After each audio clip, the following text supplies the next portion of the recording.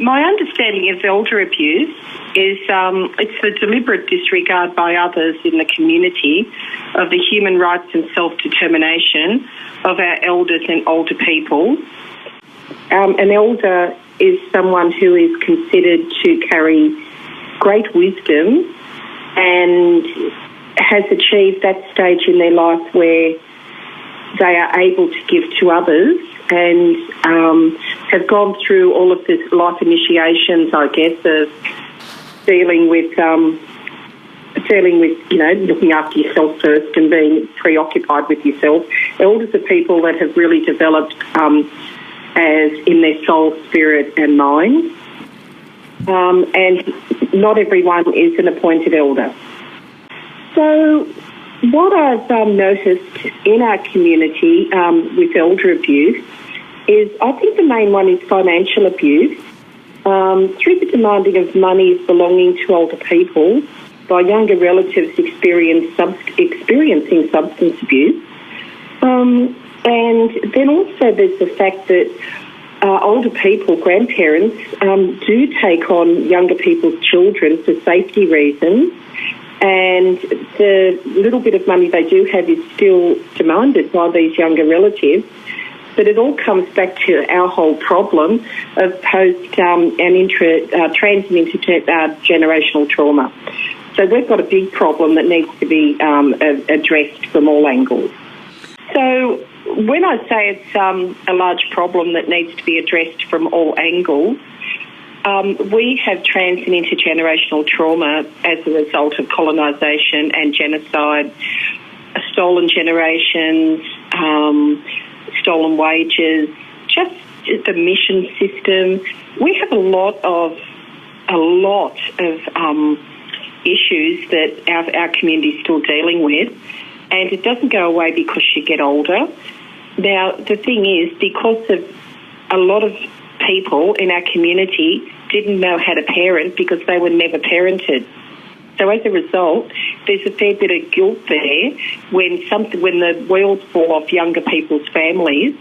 Older people can at times feel obliged to take on their children because of this guilt that they may feel. I'm not saying it's in every case, but the Grandmothers Against Removals is a great example of older women taking up the fight, where the younger ones are really struggling to just exist and survive. So the older women are fighting to get the younger people's babies back. But then we're talking about examples of elder abuse within the community, even though the grandmothers are doing this, and the men are there too, the men are supporting this. What's happening is there's still abuse going on. There's still abuse with ICE-affected young people attacking the grandparents and their own parents. We really need to get to the base of the problem and deal with what's going wrong with the young ones so that we can get to putting scaffolds around the older people in our community and letting them just start to have a little bit of a life, because the older they are, the more impacted they probably have been by colonisation. Then we get to the question of why is elder abuse an issue in Australia? Because it is secret and underreported, it should be a human rights issue globally. This goes for right across the board. There are many reasons why as you become older, you become more thoughtful, more introspective, looking back on a life lived and maybe at a life with mistakes, probably with a life with mistakes made. And that can carry a fair load of emotional labour in that you can't fix up what happened, but you can try and fix it up now. And so there's a fair amount of, I believe, in the Australian community, older people thinking they didn't do it right the first time round. So, in a way that this has come back to bite them. And then in what way does elder abuse affect Aboriginal and Torres Strait Islander people? I need to make it very clear, I cannot speak for Torres Strait Islander people, and I cannot speak for traditional people in far-reaching isolated parts of Australia because there's different rules and laws. I can only speak about people in New South Wales, and certainly generally. I'm not a spokesperson for any community. But the effect of elder abuse is that it increases the pain and trauma of the loss of place in community that our elders and older people have endured due to the historical context of colonisation and genocide.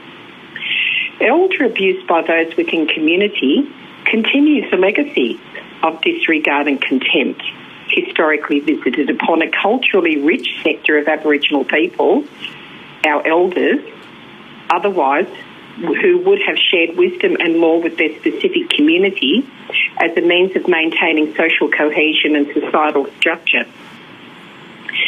So elder abuse has really taken away the life growth, the pattern of life growth from our elders and older people, because they're taken back into an environment which they would have experienced in their 30s and 40s probably and 20s. They're at an age now where they should be able to look back and advise and help, and instead they're being treated like they're of no value. I'm not saying this is rampant across our community. I see many communities where elders are very much respected, more so than the main community. But when it does happen, it is really upsetting, very, very upsetting. So one asks the question, what can be done to reduce the abuse of older people in Aboriginal communities? This comes down to policymakers and politicians who could specifically seek out community recognised elders, not people that call themselves elders, community recognised elders, who would speak for other older Aboriginal people in their community. This would ensure self-governance and funding within the community that would usually go to local area projects like NGOs. Instead, it would go to elder groups. Let the community sort out the reasons for elder abuse in their own unique community. Listen to the older people and take seriously their reasons as to why this problem exists in their community, which is the way we always did it. You can throw any amount of money at NGOs and other organisations. They'll try their hardest, but unless they train and take on Aboriginal workers, nothing is going to work. That has to come from within our community. And then of course this leads, because we don't have our own healers and trained workers within the community, elder abuse is underreported. So the historical context of Aboriginal peoples and authorities and services would be a good place to start. Many Aboriginal older people have direct experience of genocide, missions, stolen children, stolen wages, racism and apartheid.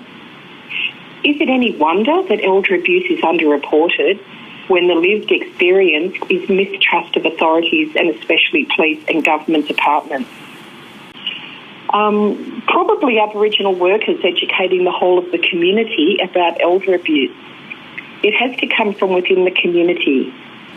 It is highly unlikely that this generation of older Australians would report. As people are considered older at 55, this may gradually change. It is noteworthy that guilt of poor parenting, whether warranted or not, could also prevent reporting. Barriers to reporting elder abuse are put in place by our people and need to be removed by our people. What happens is, if you've been in care and not taken away because you're in danger, they were taken away because they were perceived to be in danger. If you know for a fact you had loving parents and you were taken away, the parenting in your genes stopped at the age that you were taken from those parents. You have no other genetic memory of parenting. It finished. If you were 4 when you were taken, the genetic memory of parenting finishes when you were 4. And then people come out of care, go and have families, have children, and it is really difficult to parent. We all parent with genetic memory, and that's not there for a lot of our people. So when our people get older, they look back and compare their parenting with the nuclear family parenting that's in all the advertisements and is pushed around the place and especially presented by authorities as ideal. And they start to feel that they were really bad parents or didn't parent at all. So there's that guilt is in play. So they sort of think, well, I'm not going to report my kids, I'm not going to report my grandchildren because I caused this because I wasn't a very good parent, which could be totally wrong, absolutely wrong.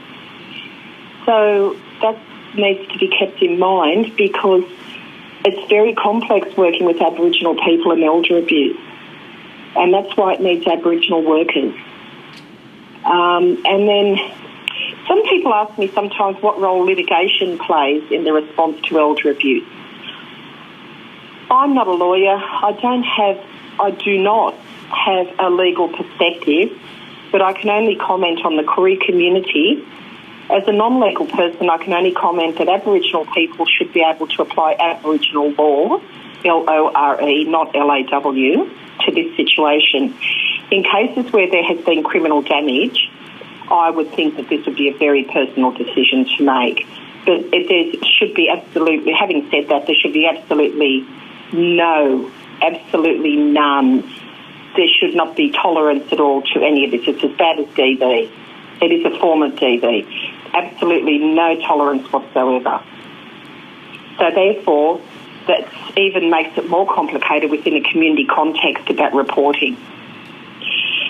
So I just think of other effective responses, and all I can say is maybe ensure proper resources for communities to self-govern with a culturally appropriate appointed mediation or yarning circle to deliver decisions that would protect the older person and enable service scaffolding for both the complainant and the abuser.